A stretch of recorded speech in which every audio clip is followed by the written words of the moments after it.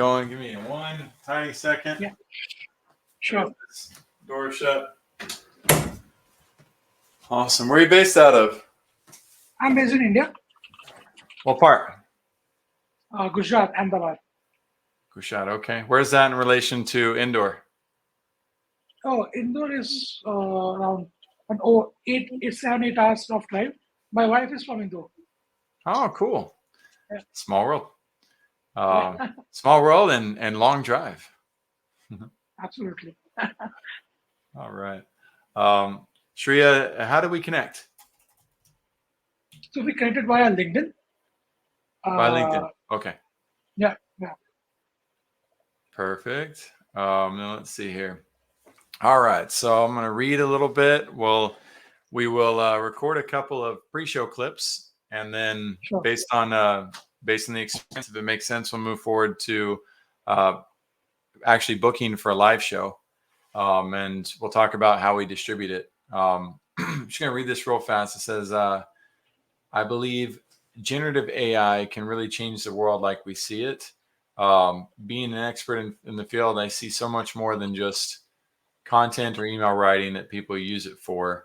And awesome. And then it looks like you discussed the story with Ange, is on my LinkedIn profile. So Ange manages my LinkedIn.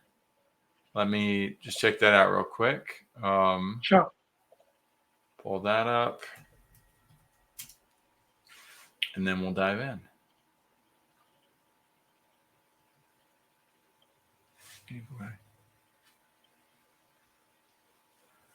All right. So as I guess the first thing we'll do is let's just talk a little bit about AI at an advanced level, because there's a lot of people talking about AI, and it gets really, really boring. Yeah. So I guess what do you see as far as AI goes that I may not have already seen, even though I've been playing with it since probably 2011. Absolutely. So I'm not sure what all things you have played with. So, but from my observation, from what most of folks have observed about AI is,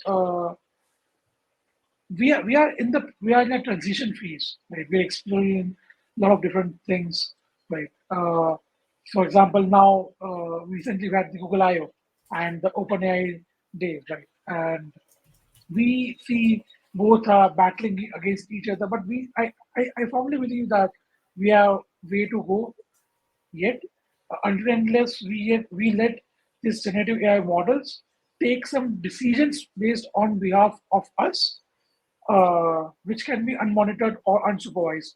So that's when the real magic would happen, when it gets mature to that level. Otherwise, everyone can write mails and scripts and do a lot of chat GPT and Gemini.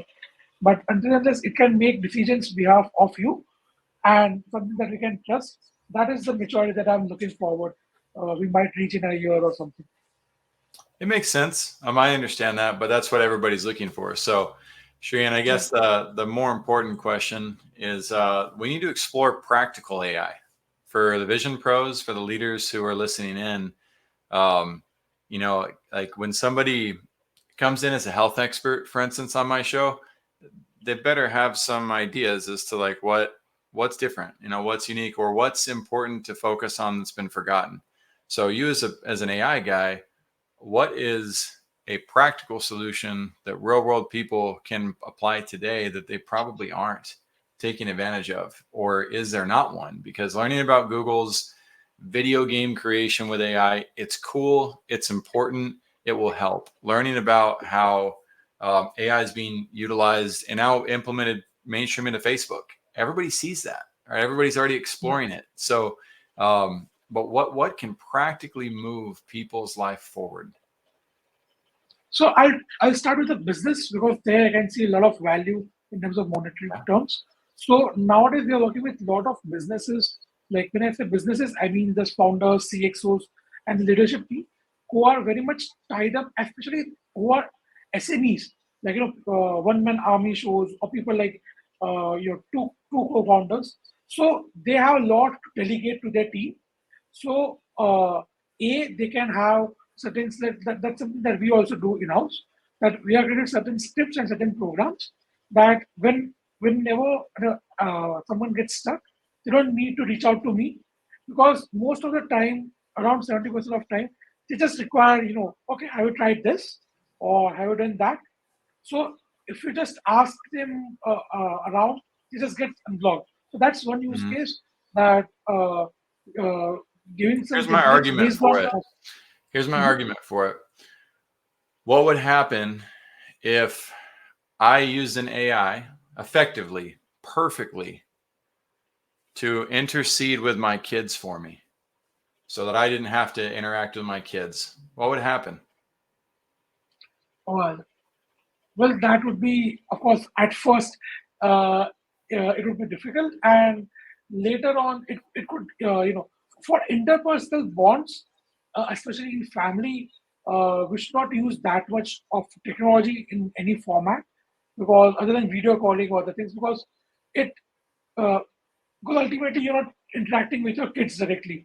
You are not seeing them growing up, Mhm. and we need to accept each other in a relationship. If it's parenthood, if it's I'm not a parent yet, but no matter which relationship we are in, I cannot be talking with my virtual wife. I need to talk with her. I need to deal with her, however she is, and respective as respective to her. So not in personal formats, but in professional formats, it works well, because a lot of time the decisions are made based on company's vision, company's mission, which can be fixed. And based on that, algorithm can decide, okay, this is right thing, this is wrong thing. But interpersonal relationships are anyways a higher stake, because you can build a business uh, again, but you cannot get the same spouse again, or you cannot get the same kid at that age again. I disagree. It's Fundamentally disagree, though, because and it's okay. I think it's an important Yeah, debate to have, right? It's an important absolutely, debate to look absolutely. at because, um, the trying to trying to automate a Mhm. executive relationship, for instance, um, kills a lot of the back and forth and the conversations like this too that are meant to determine, like, what are we doing, how are we doing it, why are we doing it, and are we already have so many problems with companies who do not care about their employees, that the last thing that company needs is another reason not to talk to their employees. They're already not taking care of them. They're already not listening. They're already not caring about the success of those employees and their individual lives, what their family lives are like, etc. They're not doing anything to help people. And yet we're giving them yet another tool to create distance between the relationships. Yet we somehow then want to pretend we are companies who are service oriented. That doesn't make sense to me. I don't see that fixing the problem. What I would look for, though, is what would really help me with you, Shreyan, and any other AI specialist, is a Mhm. practical workflow, right? Something I can visualize, something I can see that shows, oh, this is how, right, AI can work, and here's how it can work with relationships. I'm not an AI expert, but I can give you an example of what that looks like perfectly.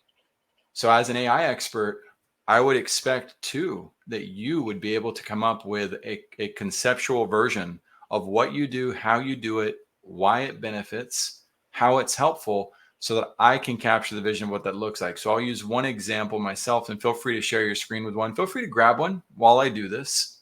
But we're Sure. gonna we're gonna take a look at Podmatch. So I've been using Podmatch over the last week and a half to drive our programming forward of appointments. And we signed up last week on Monday.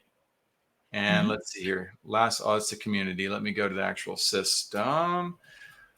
Alex Sanfilippo has built an amazing system. I don't think he'd ever call it AI just because it's such a buzzword, but it automatically matches hosts and guests. So let's go take a look at the live dashboard.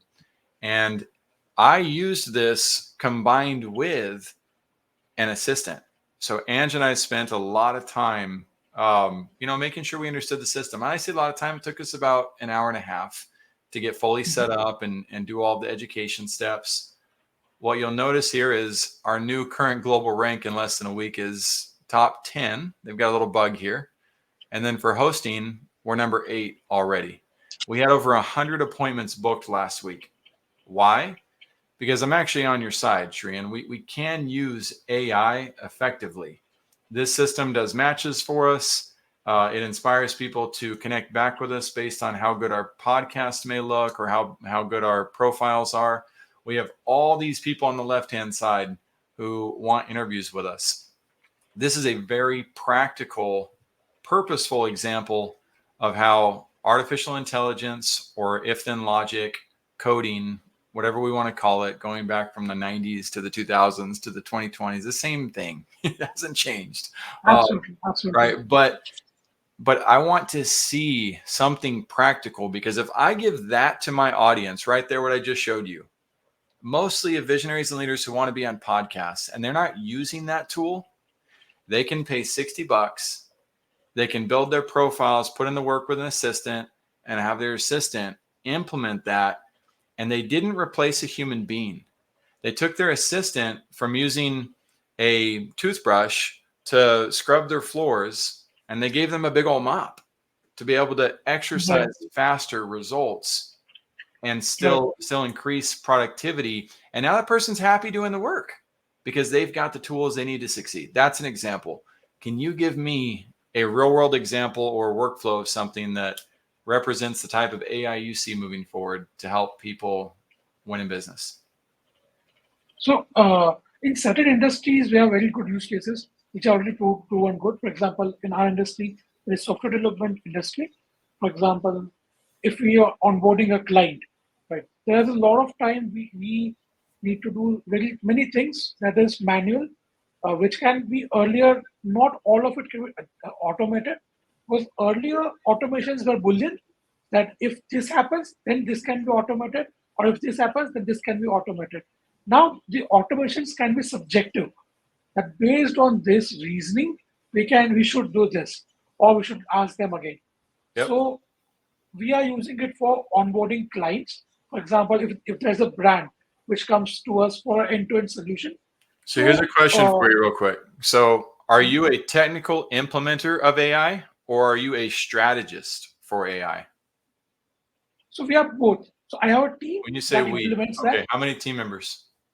So we are around 20 team members right now. So they implement most of the tasks, and I am the one usually on the strategic side. So I can implement, but I don't you do the implement strategy, because they're two different things, for sure. Yeah. And Correct. I don't like most strategists as a strategist. I like them as people, but their strategies are typically pretty awful. So convince us, help us see right now the strategic difference between, of course, you can do subjective logic, but give me one simple example of subjective logic that is helpful, and give me one example of subjective logic that is harmful to a business that is commonly practiced. All right. So for example, if you use for onboarding a client and they give you a brief, and based on that you have made some mood boards, which, because the brief would be subjective. So if you just use that and you do not add a person into that equation, a UI UX designer or something, then you can completely spoil it, because it is subjective. It can do things automatically. It can suggest few layouts, but then it's upon the users or the developers or the designers overview. We still require a human touch to it. So earlier, if that was not there, we cannot do subjective automation based on that. We cannot create, let's say, color patches. What should be the brand emotion be, etc. automatically based on the brief or the whatever assets they have been provided. So the designer gets a good starting point, and then at times, even what they get output, that's a very good starting point, which they might not can even imagine. So that's a good automation on the subjective side. Other example that comes on top of my mind. I know a bad one. I want a bad one. I want one good one and one bad one. A strategist has to be able to listen to instructions. So help me out here, man. I'm coming on the bad one. So the bad one would be, let's say, let's take the same example. Inside that, there was certain brief that was missed, and the automation decided to move ahead and go to the next steps. Whereas that is the bad decision that is made. So you would lose that client. But if there was a human, right, in that case, you would, which is very definitive. Okay, this is very obvious that okay, we need to ask these questions, or this is not what, like, reading between the lines. At times, AI is not able to read between the lines, Right. which someone in an industry, Nor can a lot like, of humans. I'm with you. yeah, A yeah, lot of humans can't do that either. yeah, true, true. So if you're an experienced person, so I believe if AI is competing with you, you need to be above the 80% or 90% accuracy. If you're an expert, you can beat AI. And so if you can read between the lines, then at times the false positives would be, you could lose your client. So that's also what we have seen very commonly. Hmm. Okay, So good. you can say that's a bad example. So I'll evaluate a little bit. So the good strategy that I heard, I hear your passion, right? I hear that you want to make this good, but I can't visual. I didn't get it. And so part of it's a language barrier, right? And that's us saying, you know what, we need to make more time to understand each other. But part of Yeah, it is, Shreen, you don't have like a visual presentation for a concept that's very hard for a human brain to conceptualize. And so it makes it really hard for an audience to then appreciate that, and understand that, especially audience members who are kind of new to artificial intelligence, or who know they could benefit from it, but they're just a plumber, or they're just a painter, or they're just a coach, and they say, I'm saying just lightly, but they have such expertise in their craft, but none in artificial intelligence. We have a right. responsibility and a duty as providers to simplify and to make it clear what we do and how it helps. So I'll give one bad example and one good example as well. And it's one that I see both of them are completely overlooked in the market, and they're beyond simple. When it comes to booking appointments, right? Some pre-qualification, it's a pre-qualification process to book an appointment, right? So here comes a prospect, they book their appointment. They're going to get a confirmation email, right? That's AI at work, is sending that confirmation email. The AI upgrade I recommend is when the person receives the notification they have an appointment, include within that email the facts, the frequently asked questions. That one Right. tiny upgrade helps that person get centered around what that experience is going to be like. It is the tiniest, the easiest, the most powerful upgrade anybody could use, but they're so distracted by stupid AI bullcrap that they aren't even doing the basics. Instead, an AI professional comes in and says, let's add more AI. And so what do you get? You end up with a confirmation email and a confirmation text message at the exact Yeah, same time with the exact same information and no further value. That is bad use of AI. And we see it all over the internet with companies. And we wonder why companies are losing at a rate of 96%. That means 96% of AI junkies have no idea what they're doing. And 4% are trying to figure out how to make it work. The rest are just kind of following the motions. We've got to do a better job for businesses of articulating what is needed, understanding both the psychological and the tactical strategies associated with AI, and presenting them in a way where businesses can grasp the concept. And you know what would be the easy sign for if they grasp the concept is if they go like this. Oh, like I know how to do that now. Right? We've got to get there. So I hope that you join me in that for the world's sake, because man, absolutely, absolutely, awesome. I appreciate absolutely. that. Okay, we're done for today. So we just recorded an episode. That's done. Like that whole thing right there can work as an episode. And I would love to have you come back, but I need you to get some visual concepts. available. We need people to understand this. Also, the show, I would need you to understand the purpose of the show itself. And based on your form, I don't know if you fully grasp that. Did you watch an episode before coming into the pre-show? I had watched a clip, so I know founders come in and we discuss those things, but I'm not gone into depth of it. I watch a lot of podcasts, but not exactly this one. This was something my team suggested that you need to be on this, and It's a I good one. had in my yeah. Yeah, if your Absolutely. team says you need It's in to, my watch list. Yeah. then I would take some time on that. So, and it's hard. I mean, I get booked by a lot of podcasts as well, and it sucks when I'm not prepared and I fall on my face. Right. I don't quite know the short format. I don't know how to show up for it, and there's a lot of things I can do better in those situations. This show, when we explore the vision of the professional or the leader, we don't really dive into the business too much or into the strategy of what they're doing. It's about who they are as a leader. Right. It's about how they show up and how they participate. So I appreciate your attitude, appreciate your cadence, appreciate that you have passion for what you do. If you even just fast forward through a show to kind of see what questions we ask, you'll get an idea for, oh yeah, okay, they ask about worst leadership experiences ever, best leadership experiences ever, where the vision came from.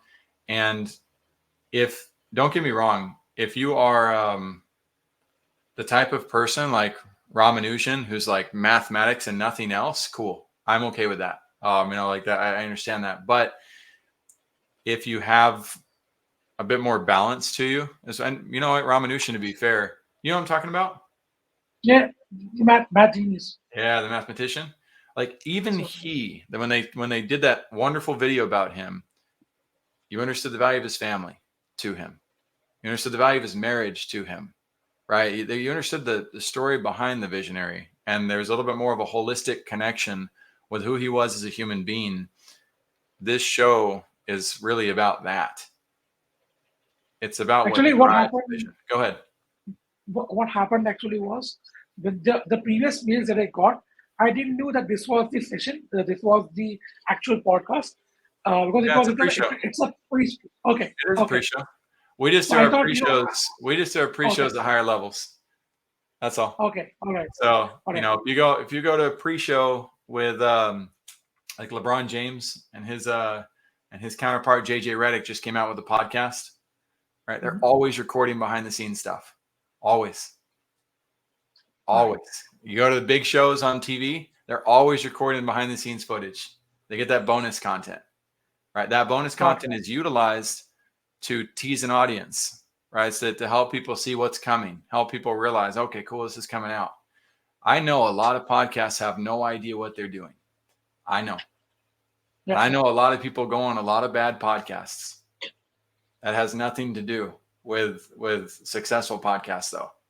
Successful podcasts, they have a method to their madness, right? They have a process, and you're getting to learn it, and that's okay. That's cool, man. I'm excited for you. So if you want to do another pre-show, like I said, having anything to help us see why you're different than all the other AI people is going to be really helpful. You don't have to have something this cool, but I'll give you an idea. I'll just show you real quick a couple of ideas that are helpful. Standing beside me is governing board member Kareem Abulnaga. Kareem Abulnaga is CEO and co-founder of Practice Makes Perfect. Kareem. That guy's got a great sizzle reel. Here's one thing I learned a long time ago. I will never quit. Her name is Tamara Sanford. Local entrepreneur who's just... That lady's got an incredible sizzle reel. She's really dedicated herself to helping people catch what's going on. I believe that creativity and curiosity are fundamentally broken. I think they're broken in the world, but more importantly, I think they're broken in business. So even before Pete's goes really cool and big, even just that genuine, like, hey, I've got a presentation thing here to help, get people aware of what's going on. It's so important for the audience to have that full connection of like, okay, what am I learning? Why am I learning this? And are the people who watch our show or the people who join us on the show, they're usually leaders and entrepreneurs that are closer to the solopreneur stage. They're wanting to be inspired. They're wanting to understand, but they need things simplified so they can get to that next level. So I hope that's helpful Got for it. you. Absolutely. I think we can do another show. Now I know better context. Maybe we can do a better one. Yeah, man, absolutely. And if you ever want to know what we do, how we do it, why we do it as well, feel free to reach out. We help with growth, but what I don't want to have happen, Shreyan, I don't want people to come into our show process, our pre-show, and be like, "Oh, he just wanted to sell us. Oh, he just wants to earn our bit." No, we don't. Yeah. We do have lots of really cool materials. I would check out firstclassbusiness.io and see what we do and how we do it. But we're looking for great leaders who want to really level up and help businesses take things to the next level. And I know that AI is critical, but I also know like what we're looking for in terms of that practical knowledge so that we can apply it as best as possible within our brand.